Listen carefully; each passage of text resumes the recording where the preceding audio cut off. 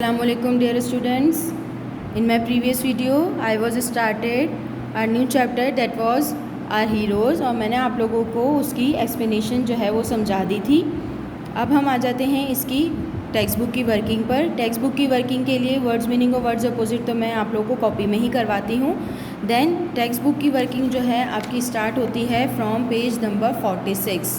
Page number 46 पे आपकी working start होती है एक्सरसाइज बी से। एक्सरसाइज बी जो है वो है ट्रू फॉल्स, जो कि आपको खुद करना है, डेट इज़ होमवर्क। मैं आप लोगों को समझा देती हूँ। State whether the following statement are true और फॉल्स, यानी आपको बताना है कि जो स्टेटमेंट्स नीचे लिखे हुए हैं वो सही है या गलत है। अगर ट्रू है तो आपको ट्रू लिखना है, अगर फॉल्स है तो आपको फॉल्स लिखना है।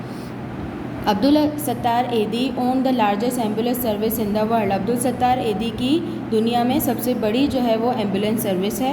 अब मैं आपको जो कॉम्प्रीहेंशन है पूरा अब्दुल सत्तार एदी का वो मैं समझा चुकी हूँ। अब आपको उसको देखकर यहाँ पर ट्रू फॉल्स लिखने हैं। एदी फाउंडेशन वॉज मेड इन 1958। एदी फाउंडेशन जो है वो 1958 में बनाई गई थी।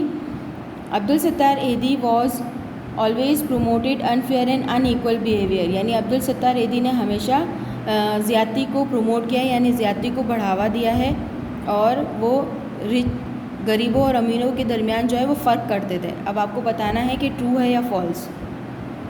Abdul Sattar Edhi believed in simplicity and refuse to enjoy the luxuries of life, यानी अब्दुल सत्तार एदी जो है वो सादगी पसंद करते थे और ज़िंदगी की लग्जरीज़ को नहीं अपनाते थे, उसको मज़ा नहीं आता था उसको।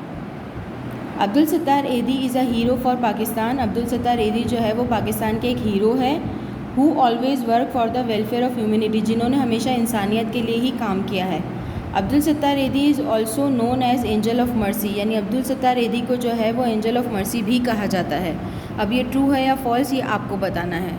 Now moving towards think and answer. अब हम आ जाते हैं यहाँ पर वर्ड्स स्मिथ में। वर्ड्स स्मिथ में मैं आप लोगों को कुछ चीज़ें समझाना चाहती हूँ। Word such as worked, shaded, mailed, ended in ED but sound differently. अब आप घर में भी जो है इन वर्ड्स को पढ़ेंगे और आप लोग फील करेंगे कि इनका ये देखने में तो सब ईडी पर एंड हो रहे हैं, लेकिन इन तीनों का साउंड जो है वो डिफरेंट है। कैसे डिफरेंट है? वर्कड, शेडेड, मेल्ड, इन तीनों का साउंड डिफरेंट आ रहा है। They either make a T sound, किसी के आखिर में टी का साउंड, टा का साउंड आ रहा है, किसी के आखिर में आई डी का साउंड आ रहा है। जैसे शेडेड है तो आई डी का साउंड आ रहा है, और किसी के आखिर में सिर्फ ड का साउंड आ रहा है। जैसे वर्कड तो इसमें ड का साउंड आ रहा है। This depend on the following.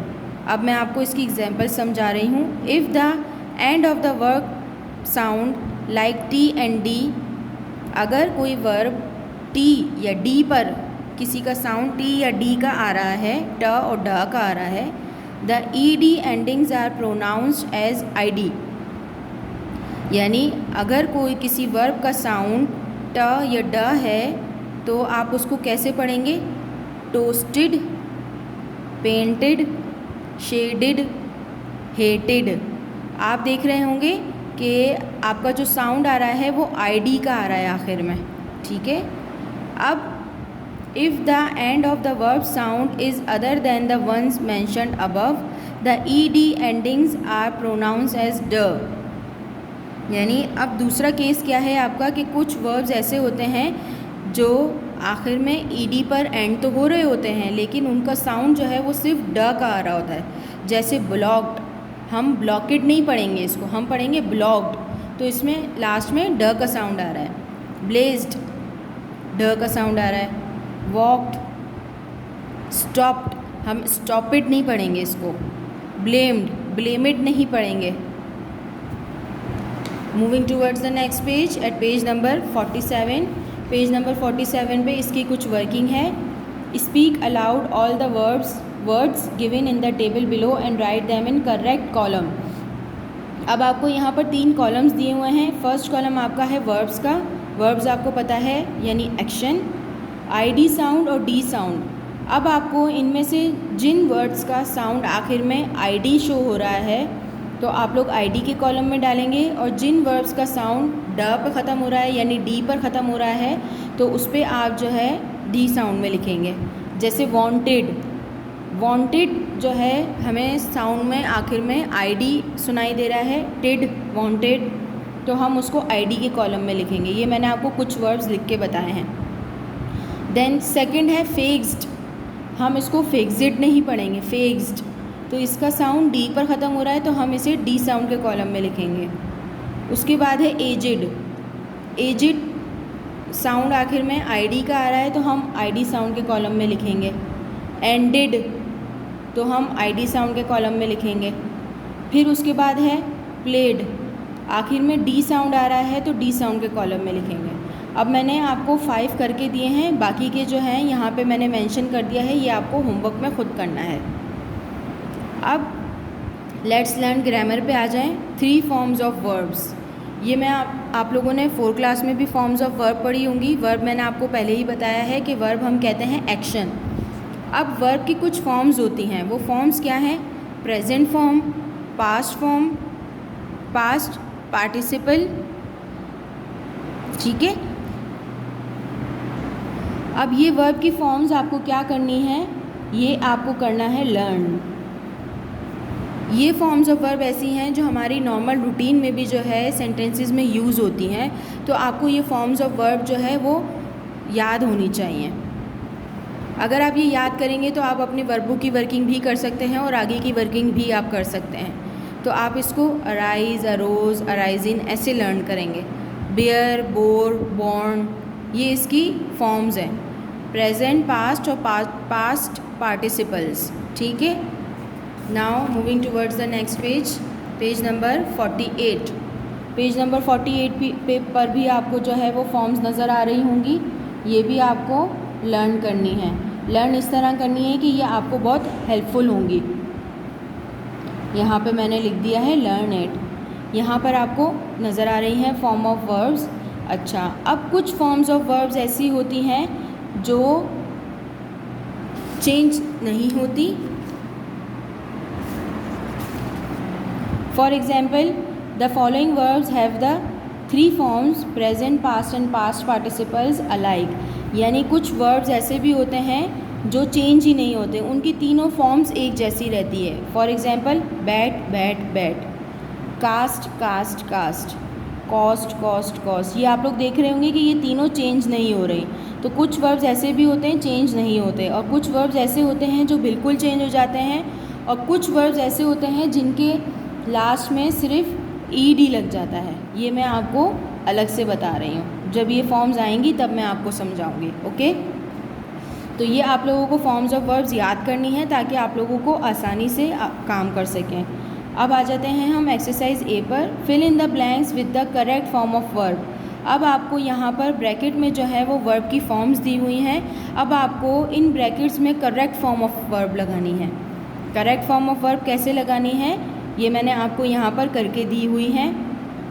Think है तो यहाँ पर इसकी हम लगा देंगे पास्ट फॉर्म, आपको इसको चेंज करना है पास्ट फॉर्म में।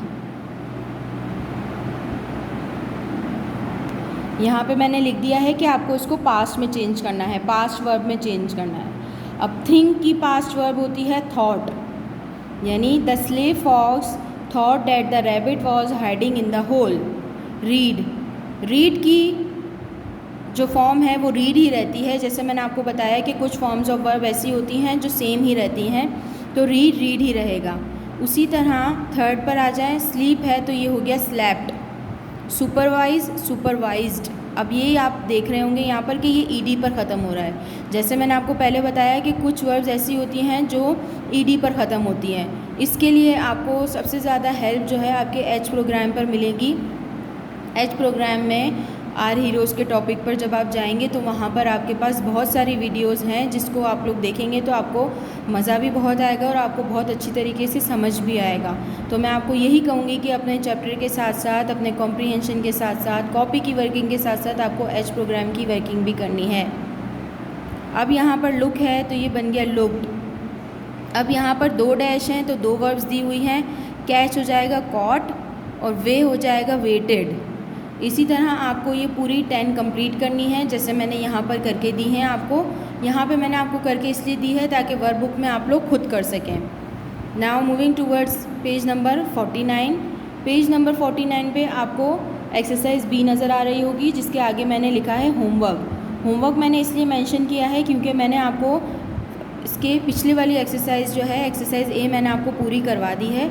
अब इसमें आपको क्या करना है, उसके लिए मैंने आपको 2 करके दी हैं, उसी की तरह आपको आगे करना है।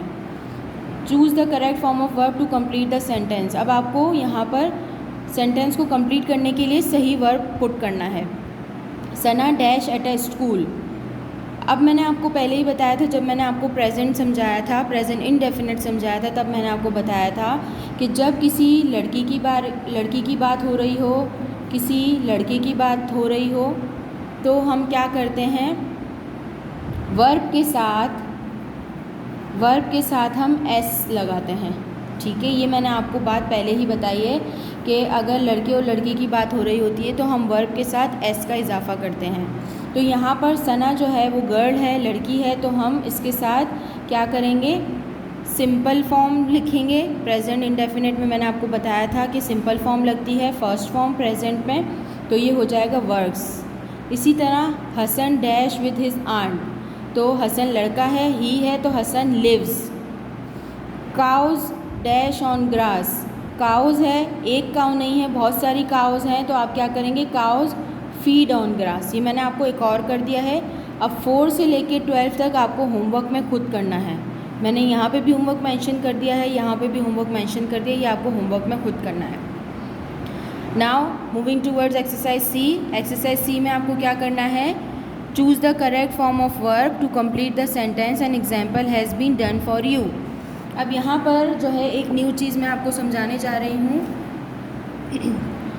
सादिया डैश फ्रूट्स, सादिया लड़की का नाम है, तो हम यहाँ पे क्या कर देंगे, यहाँ पर आपको वर्ब दी हुई है तो हम यहाँ पर एस लगा देंगे, क्योंकि मैंने आपको बताया था कि जब लड़के या लड़की की बात हो रही हो तो हम वर्ब के साथ एस का इजाफा करते हैं।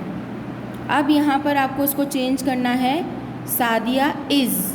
अब मुझे कैसे पता चलेगा कि कहाँ पर मुझे इज़ लगाना है और कहाँ पर आर आएगा, कहाँ पर एम आएगा, तो इसके लिए मैं आप लोगों को मैंने यहाँ पर एक छोटा सा बॉक्स बनाया है जो आपको नज़र आ रहा होगा।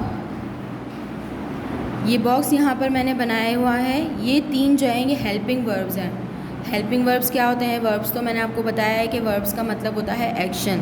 अब सेंटेंस को पूरा करने के लिए वर्ब को कभी कभार हेल्पिंग वर्ब की भी नीड होती है।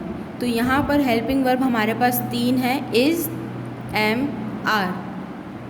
इज़ हम कब कब यूज़ करेंगे, एम हम कब यूज़ करेंगे, आर कब यूज़ करेंगे, ये मैंने पूरे बॉक्स में लिख दिया है। इज़ हम यूज़ करते हैं ही के साथ, शी के साथ, इट के साथ, या फिर किसी का भी नेम हो।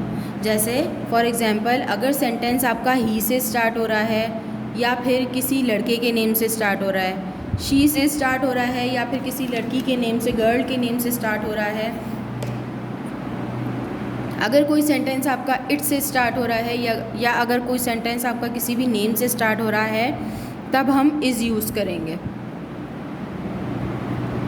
देन एम हमेशा आई के साथ यूज़ करते हैं, यानी आई का मतलब है मैं। जब हम अपनी बात करते हैं तो हम हमेशा आई यूज़ करते हैं। आर, जब सेंटेंस वी से स्टार्ट होगा, यू से स्टार्ट होगा और दे से स्टार्ट होगा तो हम आर यूज़ करेंगे। ओके, आज की वीडियो में मैं यहाँ तक की ही वर्किंग आपको करवा रही हूँ। नेक्स्ट वीडियो में हम आगे की वर्किंग करेंगे। ओके, अल्लाह हाफ़िज़।